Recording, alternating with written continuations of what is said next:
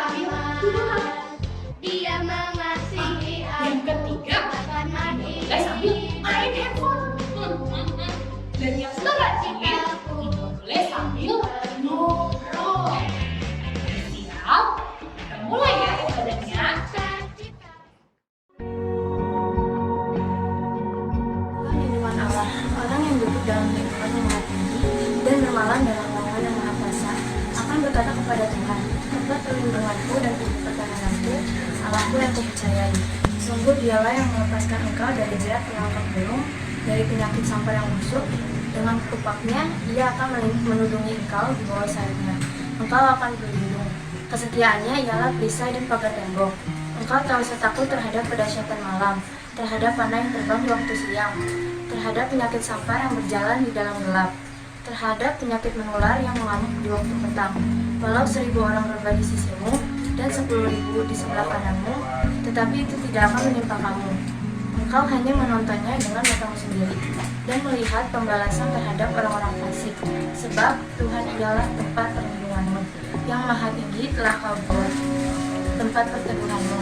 Malapetaka tidak akan menimpa kamu, dan ular tidak akan mendekat kepada rumahmu. Sebab malaikat-malaikatnya akan diperintahkannya kepadamu untuk menjaga engkau di segala jalanmu. Mereka akan menatang engkau di atas tangannya, supaya kakimu jangan terhantuk kepada batu. Singa dan ular kidul akan kau langkahi. Engkau akan menginjak anak singa dan ular naga. Sungguh hatinya melekat kepadaku. Maka aku akan meluputkannya, aku akan membentenginya sebab ia mengenal namaku. Bila ia berseru kepadaku, aku akan menjawab. Aku akan menyertai dia dalam kesesakan. Aku akan meluputkannya dan memuliakannya. Dengan panjang umur akan kukenyangkan dia dan akan memperlihatkan kepadanya keselamatan dari Tuhan. Shalom adik-adik semuanya. Shalom. Puji nama Tuhan. Hari ini kakak mau ngasih tahu adik-adik bahwa hari ini adalah hari Sumpah Pemuda. Sebelum itu kita mau memuji Tuhan dulu ya. Adik-adik di rumah persiapkan hatinya, beri untuk Tuhan biar kita mulai ibadah kita ya. Lipat tangannya, tutup matanya, mari kita bersatu di dalam doa. Terima kasih Bapa, terima kasih Tuhan Yesus buat pagi hari ini Tuhan. Engkau sungguh baik dan teramat baik Tuhan bagi kehidupan kami. Bapa, sebentar lagi Tuhan kami ingin menaikkan pujian penyembahan kami Tuhan. Biarlah Tuhan apapun Tuhan yang kami naikkan, apapun yang kami naikkan Tuhan itu semuanya hanya untuk kemuliaan nama-Mu saja Tuhan. Terimalah Tuhan pujian kami ini di dalam nama Tuhan Yesus. Mari sama-sama semua mengatakan amin. Mari adik-adik yang di rumah, siapkan hatinya, datang ke Tuhan dan lebih sungguh-sungguh lagi.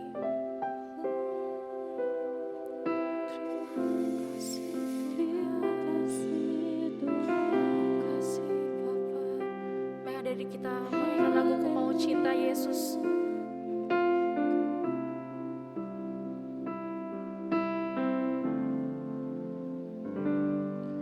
Ku mau cinta Yesus selamanya. Ku mau cinta Yesus selamanya. Meskipun badai silih berganti dalam hidupku, ku tetap cinta Yesus selamanya ya Aba. Ya Aba Bapa, ini aku anakmu, layakkanlah seluruh hidupku.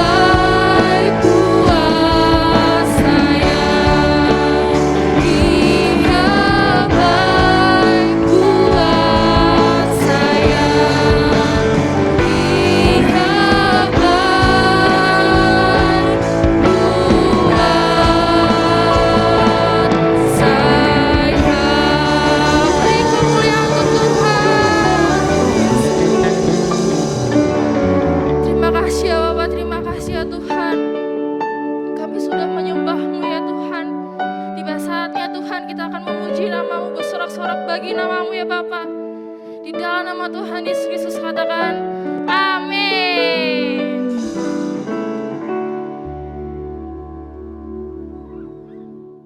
Shalom adik-adik, yuk semua masih pada mau memuji Tuhan kan? Yuk di rumah masing-masing berdiri, kita tetap fokus untuk menaikkan pujian syukur kita buat Tuhan Yesus. Ayo adik-adik, mari berdiri, kita akan nyanyi Yesus di dalam rumahku.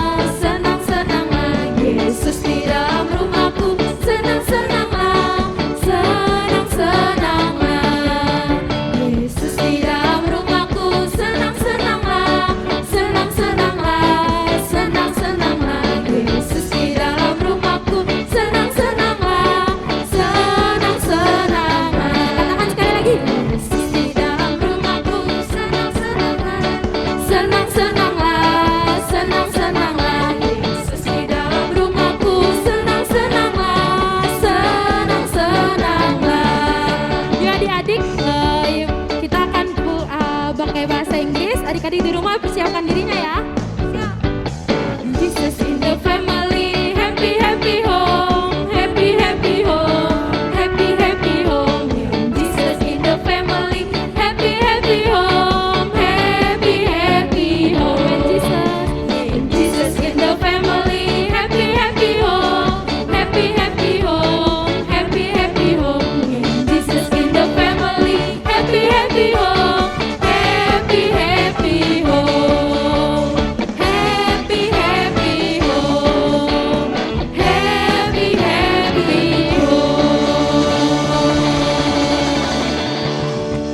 Masih mau memuji Tuhan? Yuk kita nyanyi Sungai Sukacitamu. Ayo adik-adik, beri hatinya masing-masing.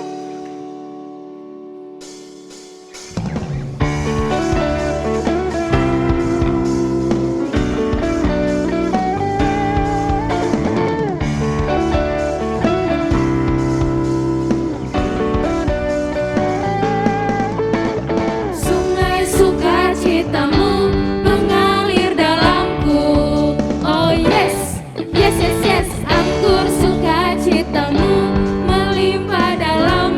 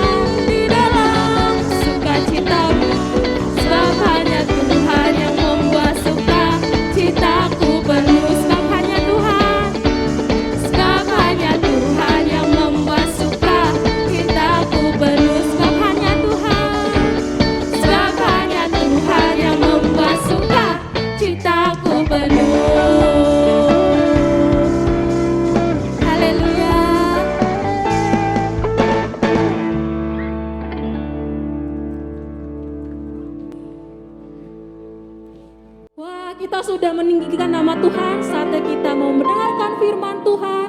Adik-adik yang di rumah, kita siapkan hati kita.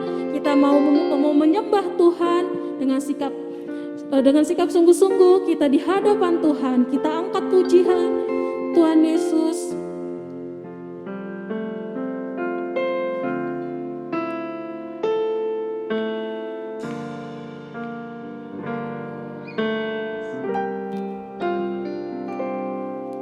Terima kasih Tuhan untuk kasih setiamu yang ku alami dalam hidupku. Terima kasih Yesus untuk kebaikanmu sepanjang hidupku. Terima kasih Yesusku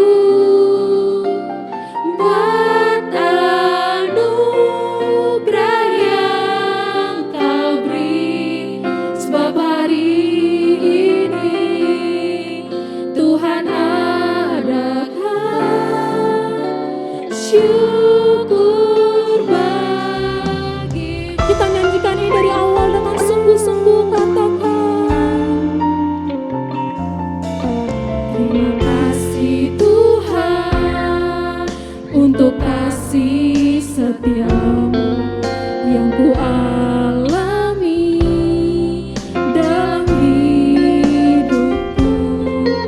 Terima kasih Yesus untuk kebaikanmu sepanjang hidupku. Terima kasih Yesusku buat anugerah yang Kau beri, sebab hari ini Tuhan adakan syukur bagi. Katakan terima kasih Yesus. Terima kasih Yesusku buat anugerah yang Kau beri, sebab hari ini Tuhan adakan syukur bagi. Katakan sebab hari ini, sebab hari ini Tuhan adakan syukur bagi. Katakan lebih lagi, sebab hari ini, sebab hari ini Tuhan adakan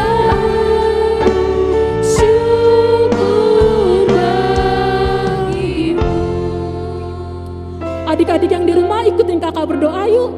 Tuhan Yesus, terima kasih untuk hari ini kami sudah memuji, meninggikan nama-Mu.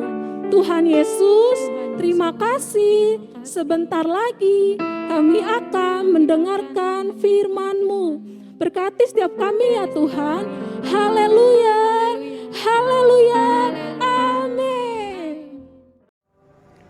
Shalom adik-adik semuanya, apa kabarnya? Bertemu lagi dengan Kak Novita. Nah adik-adik, Kak Novita mau tanya-tanya nih sama adik-adik nih. Tanggal 28 Oktober kemarin kita merayakan hari apa ya? Siapa yang tahu? Boleh angkat tangannya. Ya, tanggal 28 Oktober kemarin kita merayakan Hari Sumpah Pemuda. Siapa yang ingat isi Sumpah Pemuda itu apa? Yuk sama-sama dengan Kak Novita, yuk kita sebutin. Tangannya di sini ya, sama-sama kayak Kak Novita. 1, 2, 3. Sumpah Pemuda. 1. Kami putra dan putri Indonesia mengaku bertumpah darah satu tanah air Indonesia. 2. Kami putra dan putri putri Indonesia mengaku berbangsa satu, bangsa Indonesia. 3. Kami putra dan putri Indonesia menjunjung bahasa persatuan bahasa Indonesia. Ya, itu adalah isi Sumpah Pemuda. Yuk kita tepuk tangan dulu buat bangsa kita Indonesia. Oke adik-adik, hari ini Kak Novita mau bagiin tokoh Alkitab yang pasti adik-adik udah kenal deh. Pasti di sini semuanya adik-adik udah nggak asing lagi nih sama tokoh ini. Kak Novita coba sebutin ciri-cirinya ya. Yang tahu adik-adik boleh jawab di rumah. Oke, ciri-ciri yang pertama, dia adalah anak dari Yakub. Nah, ada yang udah tahu? Anak dari Yakub. Ciri yang kedua, dia mempunyai banyak kakak-kakak. Ada yang udah tahu lagi? Yang ketiga, dia merupakan orang kedua yang berkuasa atas Mesir. Pasti udah pada tahu nih siapa ya. Oke, siapa kira-kira tokohnya adik-adik? Yusuf, betul sekali. Hari ini Kak Novita mau bagiin tentang Yusuf. Nah, tanpa panjang lebar, Kak Novita mau menceritakan bagaimana seorang Yusuf bisa Tuhan pakai secara dahsyat. Dia bisa menjadi orang kedua yang berkuasa atas Mesir. Siapa yang di sini mau jadi orang yang berkuasa atas bangsa kita Indonesia? Kak Novita juga mau ya, adik-adik di rumah juga harus punya mimpi adik-adik bisa berdampak, bisa berkuasa, bisa mempunyai tanggung jawab yang besar atas bangsa kita. Bangga nggak kalau kita dipercayakan Tuhan menjadi seorang yang berkuasa atas bangsa kita? Bangga ya, pasti semuanya kita bangga kalau Tuhan percayakan kita, berikan kita kuasa untuk berkuasa atas bangsa kita. Begitu juga dengan Yusuf adik-adik. Tapi nggak mudah. Hidup menjadi seorang Yusuf tuh nggak mudah. Kenapa nggak mudah? Karena ada beberapa tantangan yang harus Yusuf hadapin. Apa sih tantangannya? Yang pertama, karena mimpi-mimpi Yusuf dia menjadi dibenci oleh saudara-saudaranya, oleh kakak-kakaknya. Ya, adik-adik inget ya, mimpi apa aja yang Yusuf mimpikan dan dia ceritakan kepada saudara-saudaranya. Karena mimpi-mimpinya itu dia dibenci dan dia dibuang oleh saudara-saudaranya ke dalam sumur. Ke dalam sumur, adik-adik juga bisa lihat ya gambar yang udah ditampilkan di layar adik-adik. Nah, waktu itu karena kebencian saudara-saudaranya mereka berbuat jahat. Jadi mereka merencanakan untuk membuang Yusuf ke sumur. Tapi setelah saudara-saudara membuang Yusuf ke sumur, akhirnya mereka berubah pikiran lagi. Nggak adil kalau cuma dibuang. Mendingan kita harus jual aja si Yusuf tuh. Kita buang dia jauh-jauh dari sini. Biar dia udah nggak berada di dekat kita. Akhirnya Yusuf ditarik dari sumur dan dia dijual ke orang Mesir adik-adik. Dijual di Mesir dan dijadikan budak. Aduh, sedih banget ya adik-adik. Kalau hidup menjadi Yusuf saat itu, dia udah dibuang, dibenci sama kakak-kakaknya, lalu dia dijual kepada orang Mesir. Lalu apalagi kesusahan Yusuf? Yang ketiga, ketika dia udah jadi budak di Mesir, dia dipenjara. Karena apa dia dipenjara? Karena dia melawan dosa. Jadi waktu itu ketika dia menjadi budak di Mesir, istri Firaun yaitu Potifar menyukai Yusuf. Tapi Yusuf tidak mau berbuat dosa sehingga dia menolak untuk melakukan dosa bersama Potifar. Lalu karena Potifar gak suka nih, dia ditolak, akhirnya dia berbuat dosa. Akhirnya dia berbuat sehingga si Yusuf itu dipenjara. Dia menjelek-jelekan Yusuf adik-adik. Dia bilang kalau Yusuf itu mau melakukan tindakan kejahatan atas dirinya. Akhirnya Yusuf dipenjara. Aduh, sedih ya jadi Yusuf adik-adik. Yang pertama ulangin lagi kan Novita, yang dilakukan Yusuf apa? Yang dirasakan Yusuf. Pertama dia dibuang, yang kedua dia dijual, dan yang ketiga dia di penjara. Nah, ketiga hal itu udah Yusuf lakukan, udah Yusuf terima ya, meskipun susah, meskipun sedih, tapi Yusuf tetap jalanin itu. Lalu di dalam penjara adik-adik, Yusuf tetap berbuat baik sehingga selama dalam penjara Yusuf sangat disukai oleh semua orang karena dia baik, dia bijaksana, dan yang ketiga dia dapat mengartikan mimpi-mimpi. Jadi setiap orang-orang yang ada di penjara itu ketika mereka bermimpi satu hal yang asing, yang jarang gitu, yang mereka nggak ngerti, mereka tanya ke Yusuf. Dan Yusuf dapat mengartikan mimpi itu. Nah adik-adik, karena hal itu Yusuf jadi disukain dan jadi terkenal di penjara itu. Pada suatu hari Firaun, Raja Firaun mendapatkan mimpi yang aneh. Lalu dia bingung, aduh ini mimpi apa ya? Dia nggak ngerti adik-adik. Dia udah tanya ke penyihir atau dukun-dukun gitu ya, tapi semuanya tidak dapat mengartikan mimpi tersebut. Akhirnya ada satu anak buah dari Firaun yang berkata kepada Firaun, "Tuan, aku mempunyai seseorang yang dapat menafsirkan mimpi." Akhirnya dia memberitahukan kalau dia mengenal Yusuf. Lalu kata Firaun, "Ayo segera bawa orang itu ke tempatku gitu, ke istanaku." Akhirnya si Yusuf datang ke istananya. Lalu ketika Yusuf mendengar mimpi-mimpinya Firaun, dia dengan lancar, dengan bisa mengartikan mimpi-mimpi dari Firaun. Wah keren ya. Si Yusuf bisa mengartikan semua mimpi-mimpinya itu karena dia mendapatkan hikmat dari Tuhan. Jadi semua yang Yusuf lakukan semuanya itu berkat penyertaan Tuhan Yesus. Nah adik-adik, setelah itu karena si Firaun merasa terbantu oleh penafsiran dari si Yusuf dan dia berkesan dan menghormati si Yusuf itu, akhirnya si Yusuf diberikan tanggung jawab menjadi orang yang berkuasa nomor 2 di Mesir. Wah keren ya adik-adik. Nah adik-adik, itulah yang Yusuf hadapi dan terima pada waktu itu. Jadi adik-adik di sini harus tahu, apapun yang kita lakukan semuanya, baik susah, baik senang, sedih, atau apapun itu, semuanya ada kendali dalam Tuhan.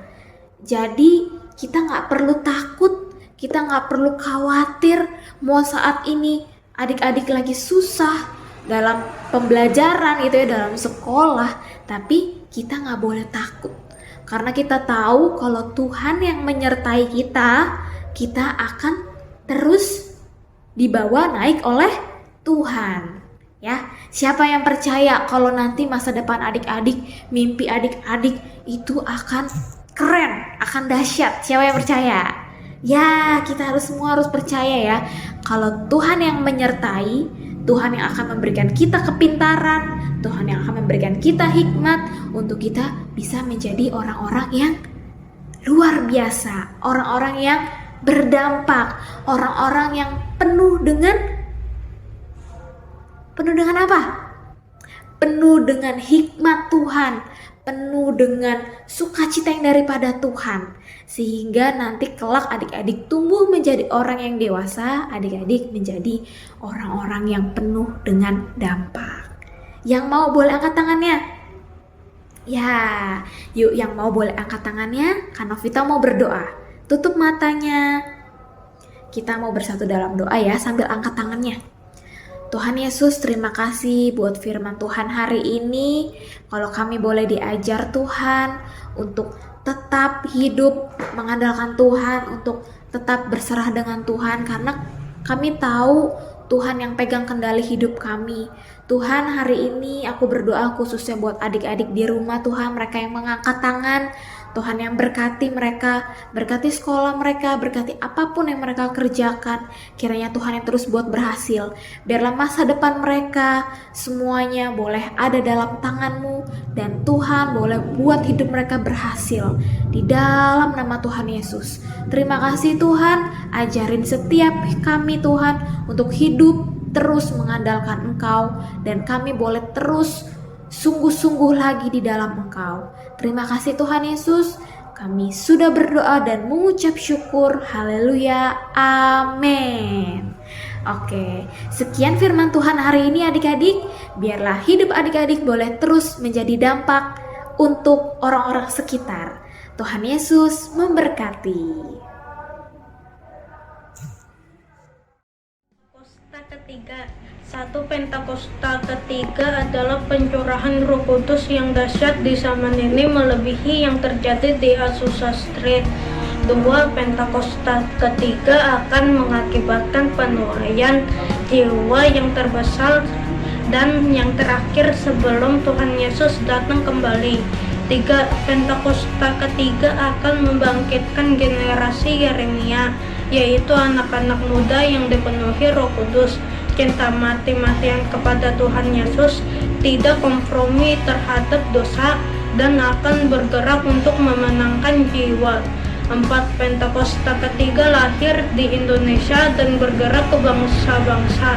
Gerakan ini dari timur ke barat dan akan kembali ke Yerusalem. 5. Pentakosta ketiga akan memberikan kuasa untuk menyelesaikan amanat agung Tuhan Yesus. Dari setelah itu Tuhan Yesus datang kembali. Bapa di surga, kami bersyukur dan berterima kasih untuk hari ini. Kami berdoa untuk bangsa dan negara kami Indonesia. Lindungi dan berkatilah pemimpin bangsa kami. Damai sejahtera-Mu turun ke atas bangsa kami Indonesia. Kami berdoa supaya pandemi COVID-19 segera berlalu. Berikan kekuatan dan kesehatan bagi kami semua. Berkatilah anak-anak sekolah, berkatilah semua kepintaran dan kepandaian. Berkatilah gereja-Mu, berkatilah Bapak Gembala Pendeta Andi Markus, berkatilah semua jemaat-Mu. Di dalam nama Tuhan Yesus kami berdoa, amin. Mari anak-anakku, buka hatimu, angkat kedua tanganmu ya. Terimalah berkat surgawi, berkat kasih karunia yang melimpah-limpah dari Allah Bapa dalam Anak Tunggal Yesus Kristus Tuhan memberkati engkau, menyinari engkau, dan diperhadapkan wajahnya kepadamu dengan masa depan yang penuh dengan harapan mulai saat ini sampai Maranatha. Tuhan Yesus memberkati. Yang percaya dan diberkati Tuhan katakan amin.